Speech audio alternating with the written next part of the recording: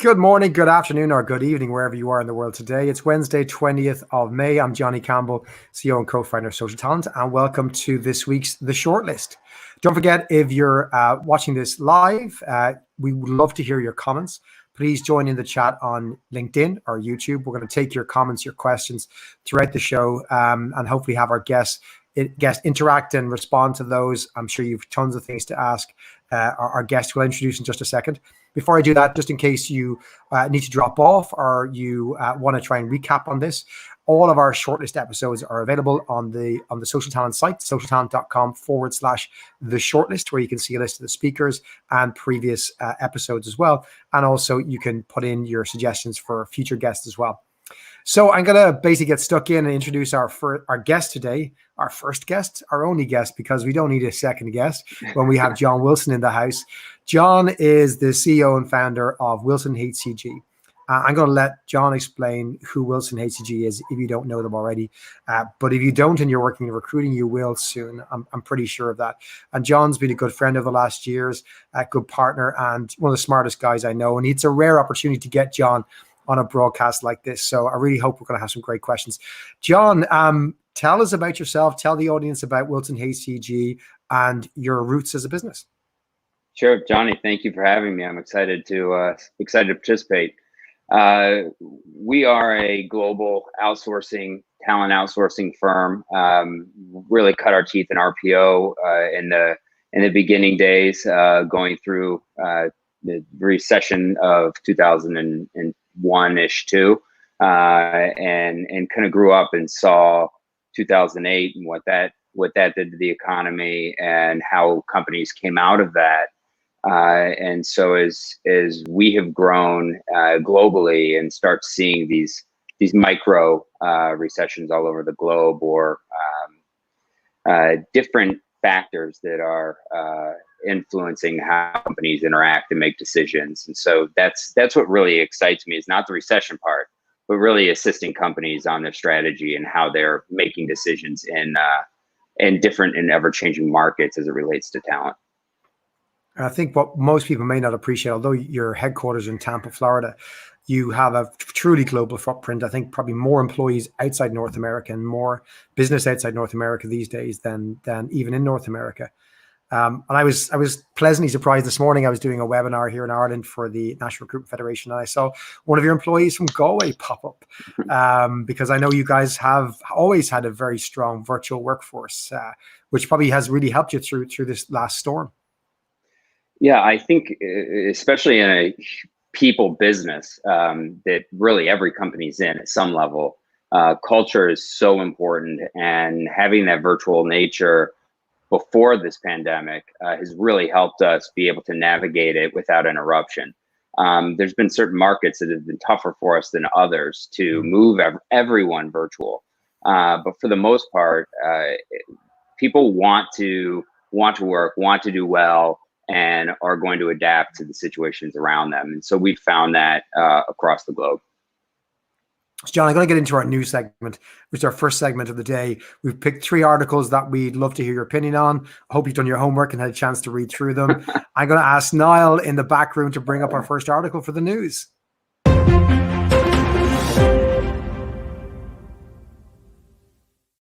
We're going to tire that jingle. So, John, I don't know if you saw this one. This is in The Guardian in the UK in the last few days. And the area they've zoned in on is early career or graduate hiring. And the data that they present in this article suggests that, or the argument they're trying to make is that young people, those coming out of school, coming out of college, may be the hardest hit by the recession that's going to follow this pandemic.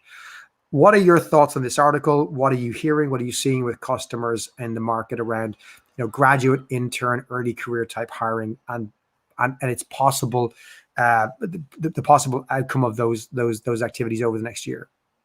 Yeah, I think there's 2 things that we forget, or the media doesn't remember when they write stories. The globe stopped, and so that happened. The second thing is, companies don't hire just to hire. They hire because they have a need.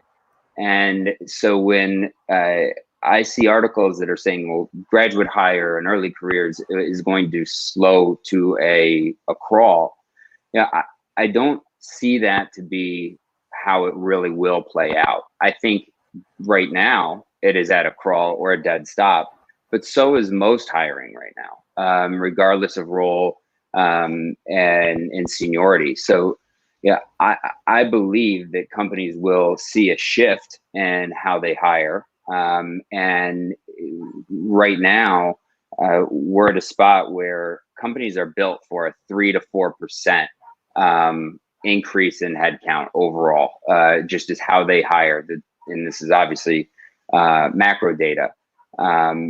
But now with all the people who are without jobs, including the people who are coming out of university now, it's going to put a challenge on organizations to hire as fast as they can because the gap is too big. But overall, it will come back, and it might be regional, but I don't think there's going to be one segment that's left out, specifically early careers or new grads. Yeah, I think it's a really good point. Early career hiring is typically cyclical. It comes in certain periods of the year. And I know the article mentioned a few companies who have apparently announced changes or cancellations in their early career hiring for this year. But I haven't spoke to a talent leader in a larger enterprise yet in the last 8-9 weeks who told me that they have canceled their graduate hiring or apprenticeship positions. They've honored all of those. They're just dealing with how do you do it virtually, right? That's probably the biggest challenge, which is fine. Like I think somebody coming out of a university or in their early career would be up for that experience.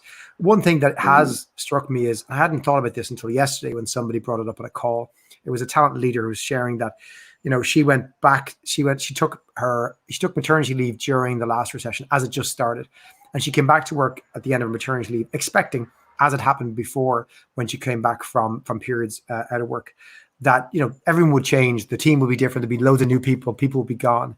And she said, nobody was gone. It was all the same. And that may be something that might drive that pattern, which is that attrition is way down, probably in every company, as in unforced attrition, because people are scared. So that might maybe play into what you think. So again, back to the point, it's not just early career hiring, it's every hiring, but there's less people vacating the roles. The natural attrition that companies plan for probably won't be there this year.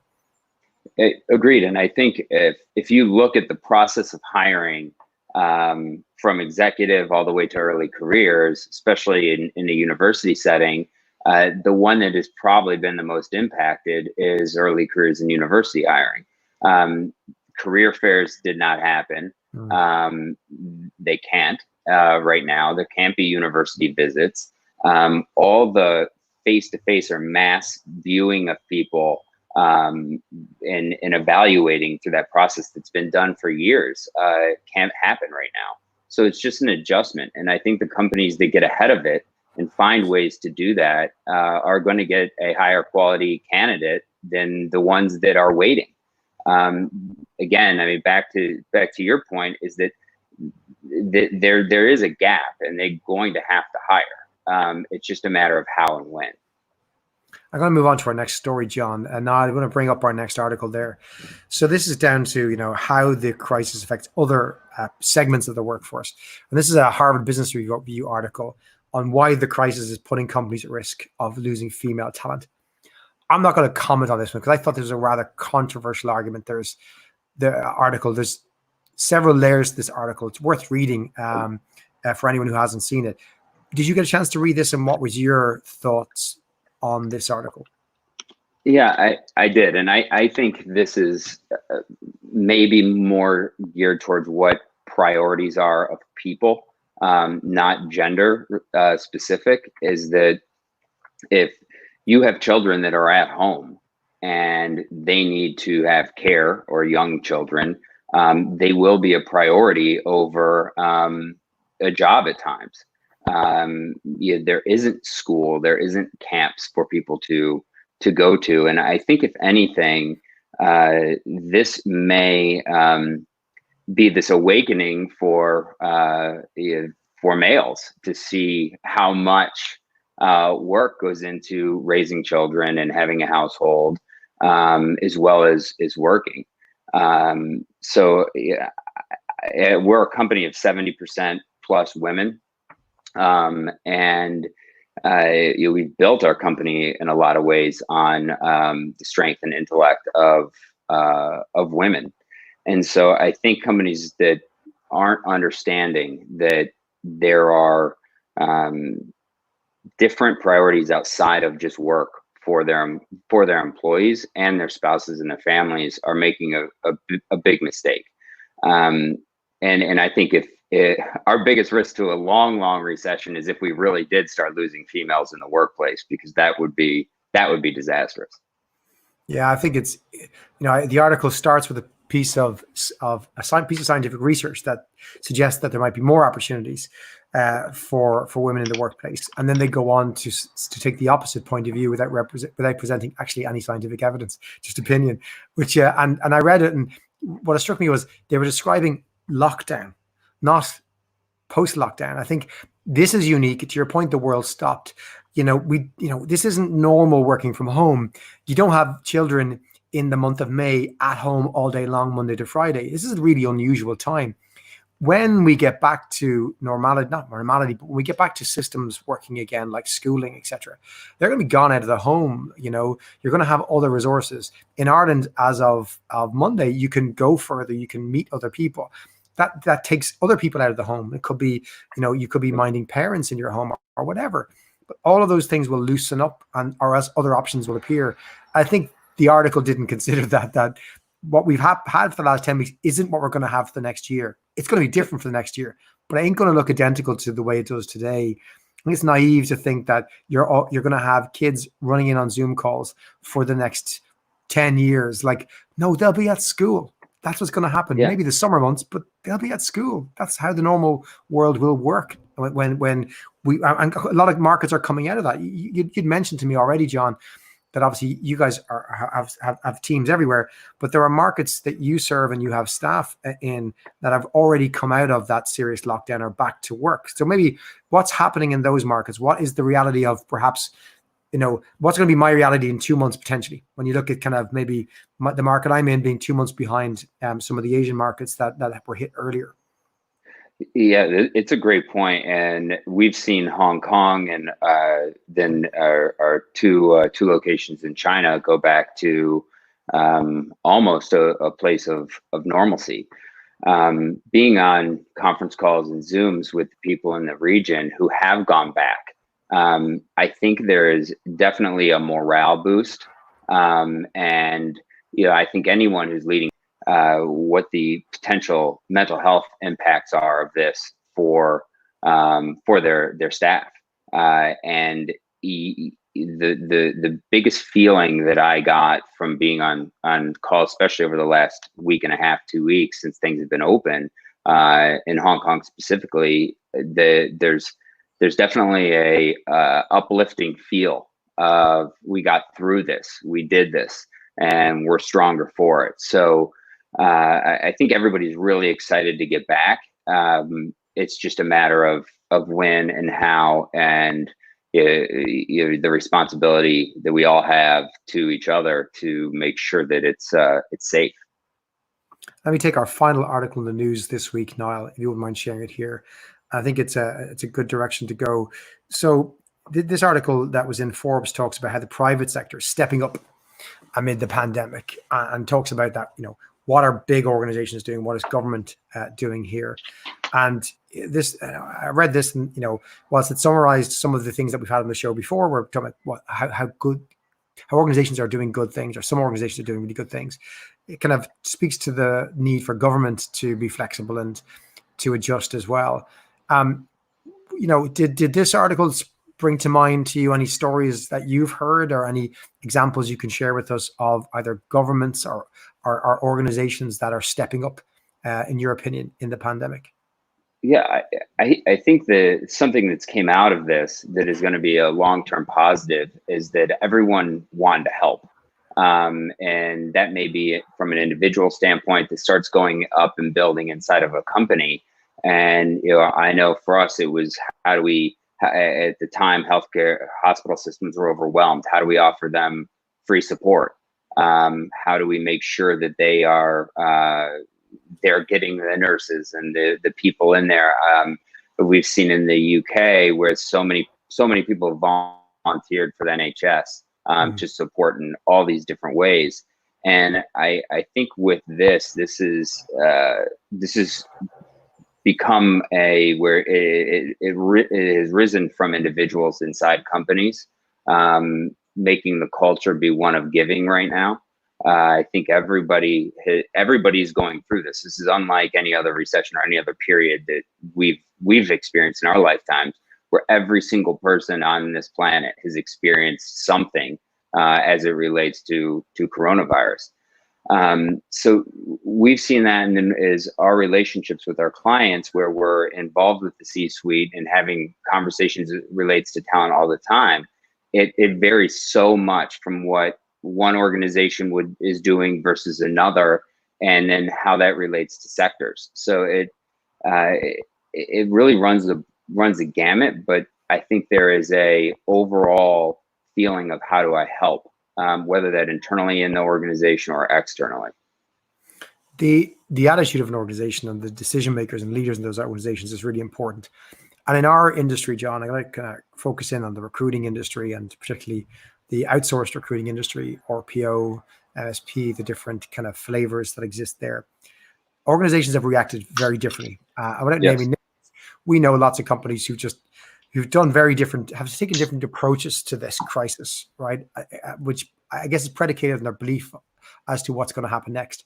You've seen organizations that have cut back, culled staff, laid off hundreds of workers in some cases, recruiters, furloughed, hundreds with no really intention of returning them, who really just retreated, if you like, which is understandable with the massive change in employment figures, et cetera, right? But as markets are about to reopen, you mentioned Asia reopening. There's lots of other markets. Europe is beginning to open up as of mid-May and into June as well.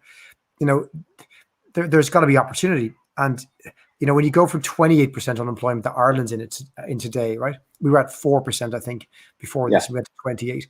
We ain't staying at 28% for the rest of the year. No way. And I think we'll go down from 28% to low teens in about a month. It strikes me that surely there's a need for hiring. Hiring has to happen there. Like, what is your philosophy, your opinion on what leaders like yourself should be thinking of, or maybe just not to say what they should do, but what are you thinking as a leader in the recruiting industry as to the decisions you've got to make around your own team and your resources and the unknown future? What kind of things have gone through your head? What's been your approach?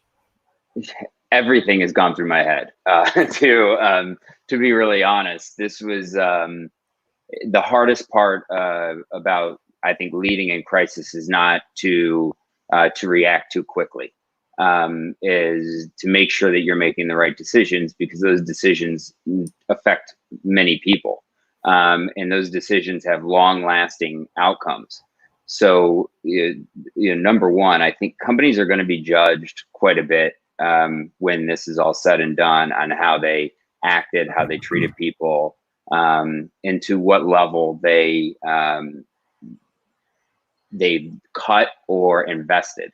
And so we have looked at this as an opportunity, and I think many companies have. We have, I don't know, 50 to 100 people who aren't revenue generating now that were generating revenue 3 months ago. And we have all these projects that we as an organization and many companies do that need to get done and have to get done, and then they take time, and it doesn't happen. We have this opportunity right now to shape our organization, and companies do, to get better.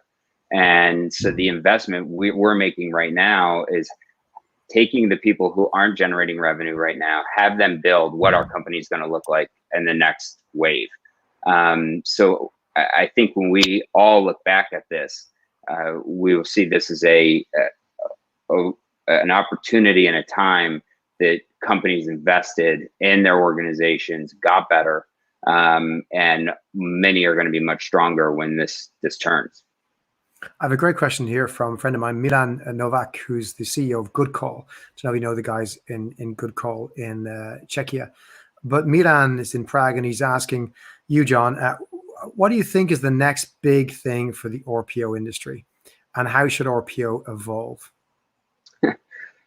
That's a fantastic question. I think overall talent is it's going to be looked at as talent, not RPO, not contingent, not executive search. It's really a focus on looking at the global workforce and then bring it down to your company and how do you get better. I think that it's, especially over the last 3 or 4 years, I think we've been in an extremely unhealthy employment market. The other way around, you had people who were going somewhere, leaving 6 months later. We talked a lot about ghosting. Remember when that was a topic, people not showing up. So I think the need to innovate, which I think has been not just RPO, but overall talent providers, has been lacking for the last 5 to 10 years. This is a point of innovation. And how are we going to handle, as a global economy, as talent providers, how are we going to handle these millions and millions and millions of people who are going to come back to work?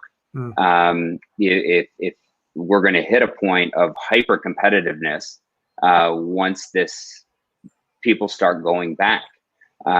So I think what we saw with that ghosting and how quick people were leaving jobs, you're going to see the challenge now. How do I hire so fast, faster than I've ever hired? Because these needs that these 50 million people plus that we're doing around the world were not jobs that the companies didn't need, or they wouldn't have been there in the first place. So now when things open back up, it's going to be a period of where everybody's going to have to innovate to get to a point where the organizations are at a good spot from a hiring perspective. I've seen several providers in the RPO or outsource space come up with new products in the last month that seem to loosely all kind of solve the project hiring demand that's expected in the market out there. What are your thoughts on the industry's readiness for project hiring before this? And it's, how attractive was project-based hiring? And where does that fit in now, do you think, for the next year? Yeah, I think that industry-wise, project hiring has its challenges because you want to be able to set the proper expectations for an organization on what they're going to achieve. We've always loved project hiring because it's our opportunity to build a relationship and move that relationship forward.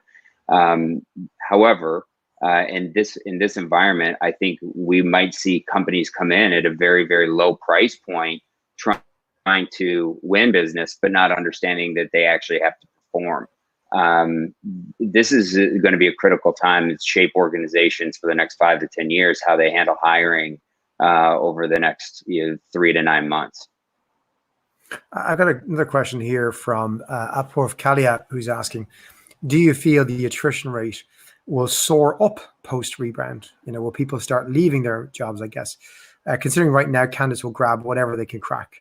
And I guess the question there being, you'll take anything right now, but then once their stability returns, you'll immediately jump to something else.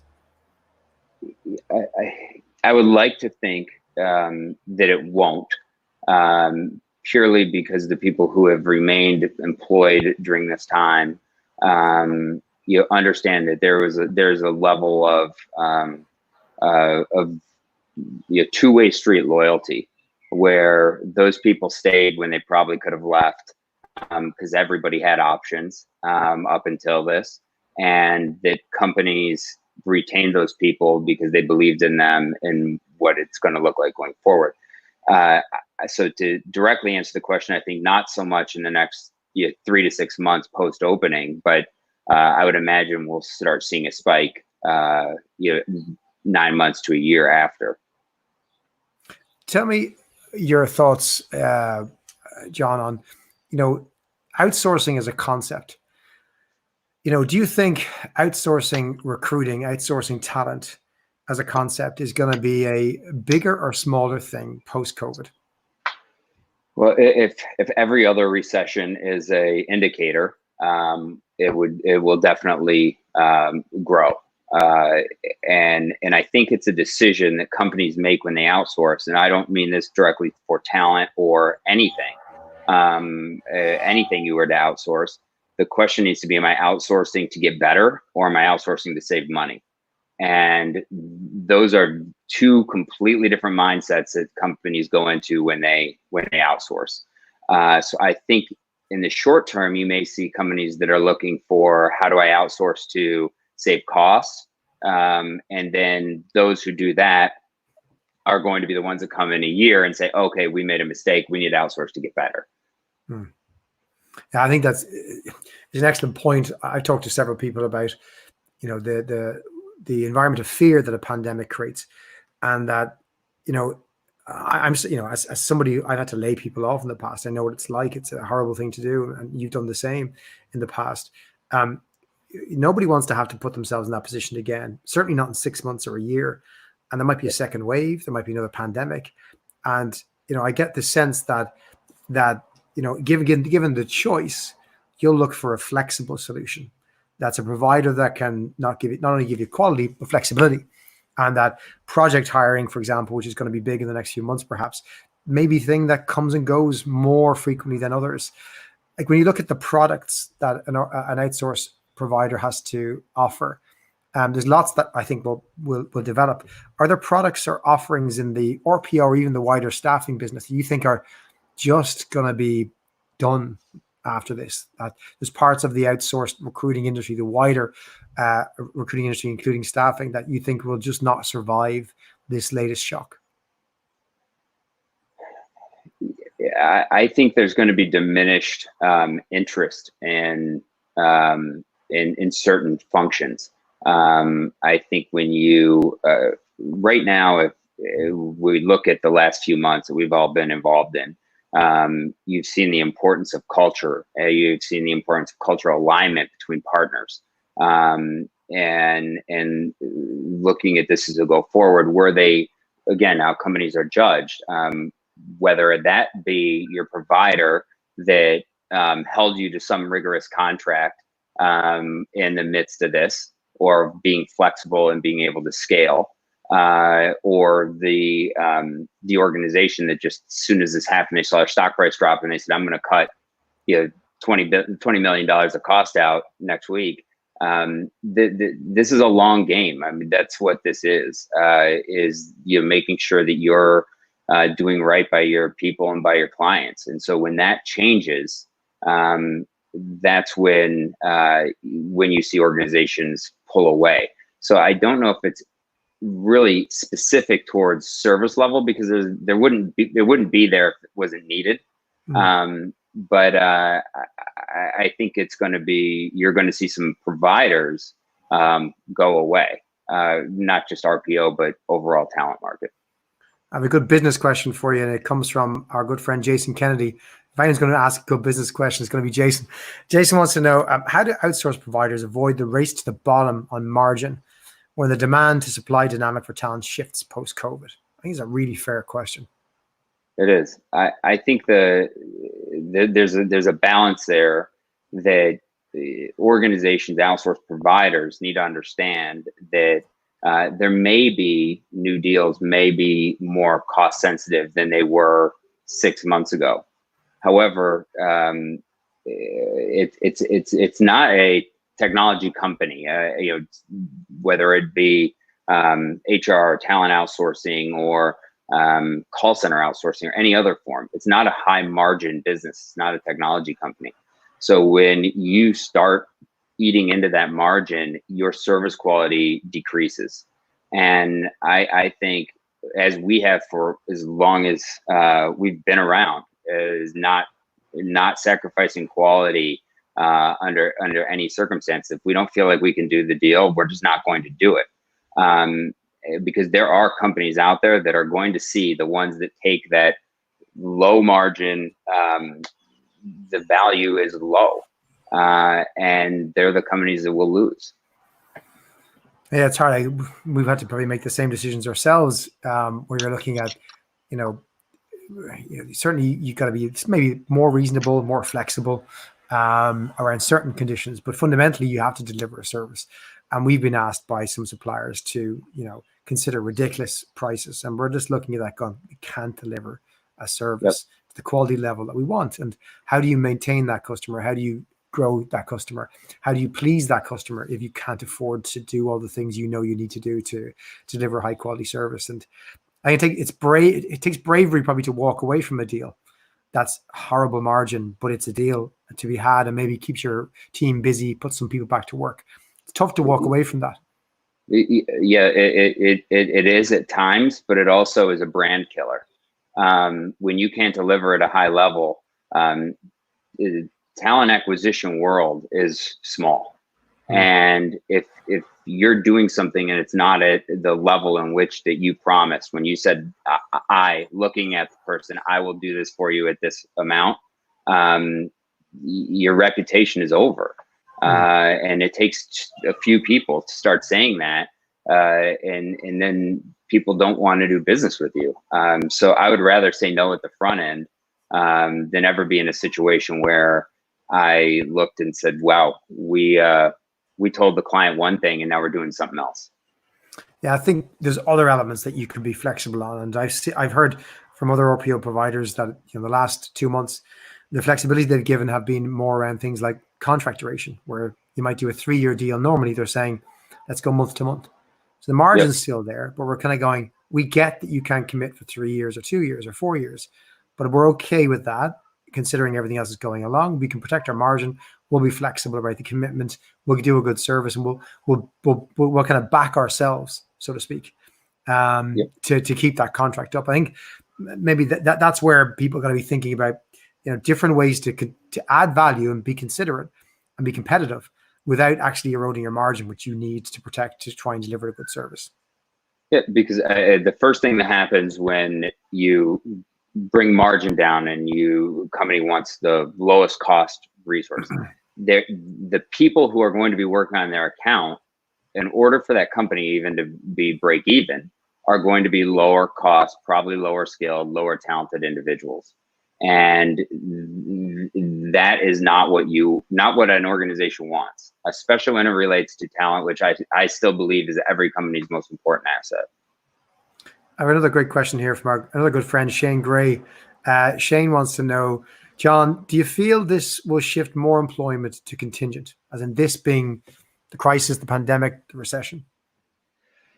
If you would have asked me that question a month ago, I would have said yes. And the more people who I've spoken with, I think it will actually do the opposite. There has been a few legal articles that I've read where companies are nervous about contingent workers coming into the office and what liability they have if a contingent worker somehow brings in coronavirus and spreads it throughout. What kind of credentialing is going to be done on the front end when anyone's coming into your office? So I think it remains to be seen, but in the short term, I wouldn't expect that contingent is going to see this big increase for that reason. And I think second, when you look at the short term, contingent it's more expensive to hire a contingent worker than it is a full-time worker in the short term. In the long run, if you were to be somebody who's separating from an employee, et cetera, that's where there's quite a bit of cost, and in certain markets where the benefits are required for contingent versus full-time. So I think we might see it regionally, but again, I think a year or a month ago, I would have said for sure. Now I would say probably not. Interesting. I would have agreed with you a month ago, and you're making me think now, because I think there is one of all the sectors that are going to do well. We've talked about it before. The legal sector is going to do really well. I think the amount of litigation that's going to exist in the corporate world is going to be insane, and the governmental kind of organizations as well. It's a good time to be a lawyer. I'd say, in terms of, well, not in terms of the amount of time you'll have to spend with your family, but in terms of maybe the fees you'll make and the work you'll have. There's just so much to litigate against. And that's a really good point. It's a, you look at cost savings versus the risk. I think, most organizations right now are going to just not take any risks, and maybe they'll eat the cost to continue with FTEs and not go with a contingent worker.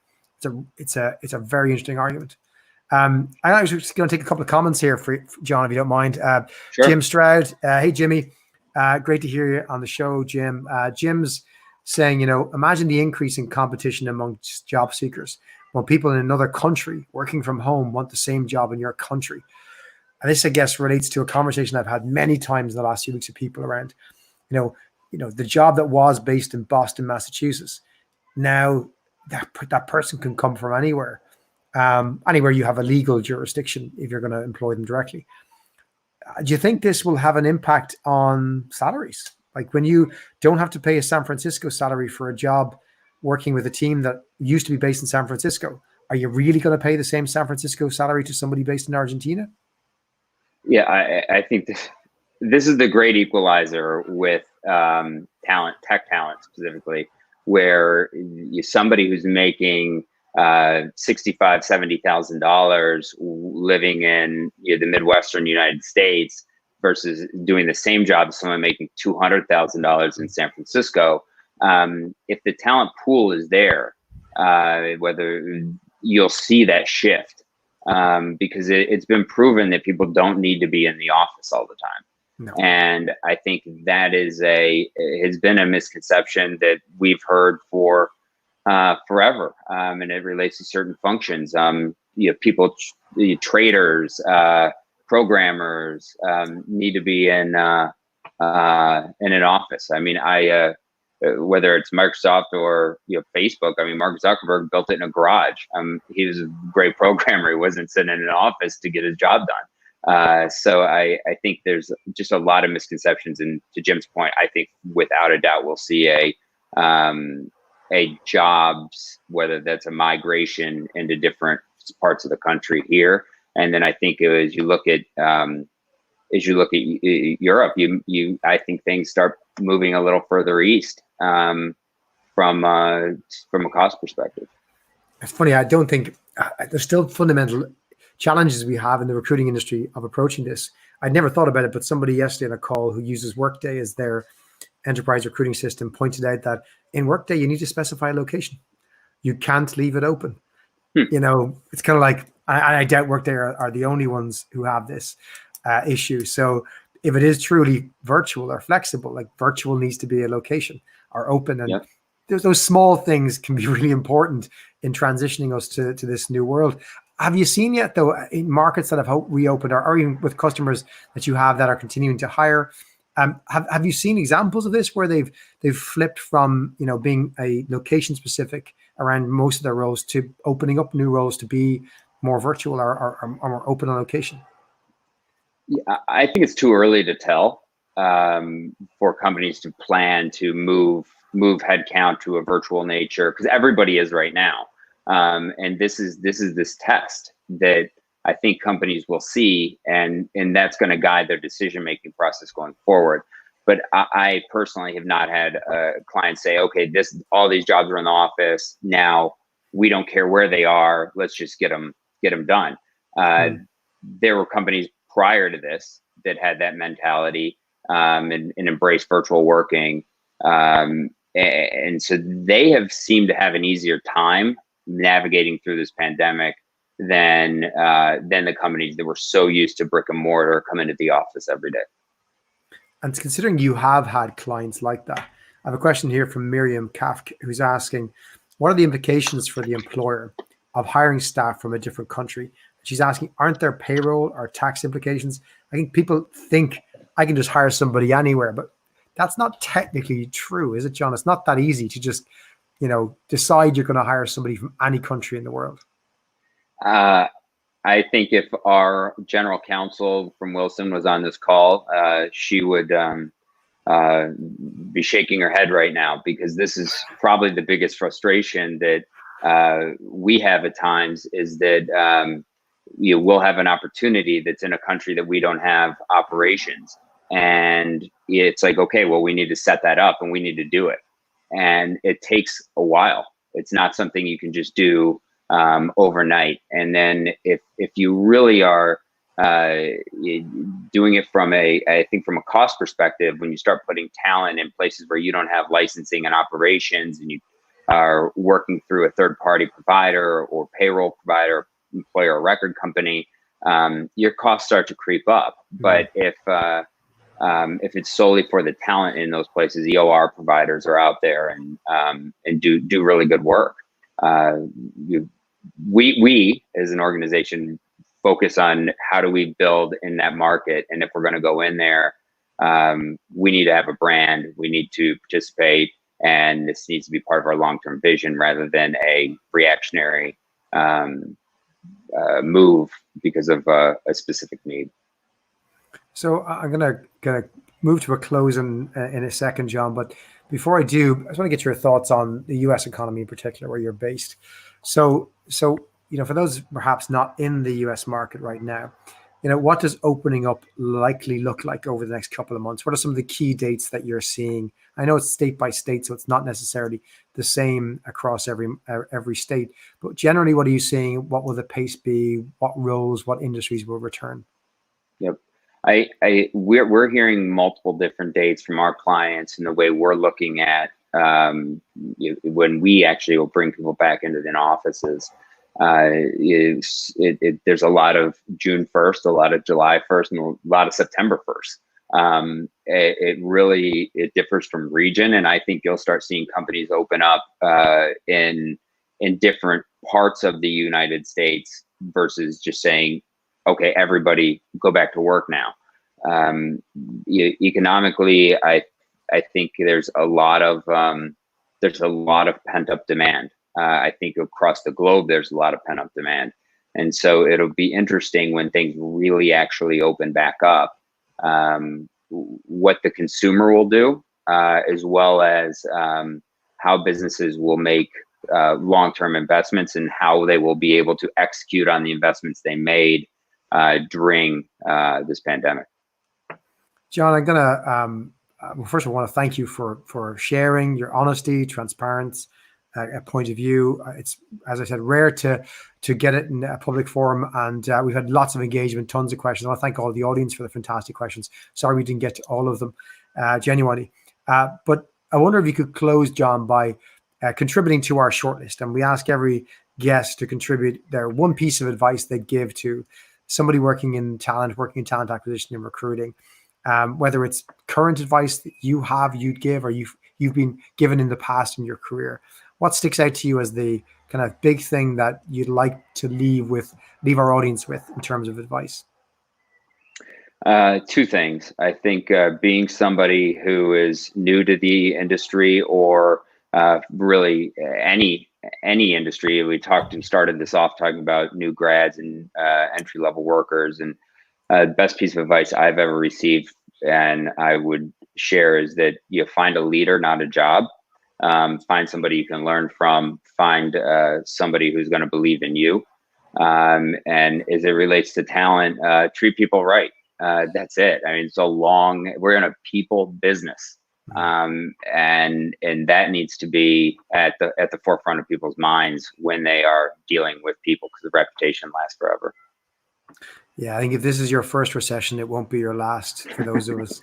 For me, number three, number three, it's a different one every time. They don't, I've found is that they don't look the same, and you'll find yourself in a different place. You may not be in the role of a leader right now, but the next time it comes around, you will be. And remember how you were treated, and treat others the same way. It's great advice, John. It's quite typical of you and WilsonHCG that we ask you for one piece of advice and you go the extra mile and give us even better service and give us two pieces. So much appreciated for that. John, it's been a pleasure having you on the show. Thanks for everyone for listening. We're back again, same time next week, Wednesday at 4 p.m. UK time. It's 5 p.m. Central European time, 11 a.m. on the East Coast of the US, 8 a.m. for a morning chat on the West Coast, about 11 p.m. in Singapore for anyone still in lockdown who wants a good chat and to hear some great guests. You'll find our complete lineup on our website, socialtalent.com/the shortlist, along with recordings of this show. Until next week, it's been a pleasure. I'll see you next week, and thanks for listening.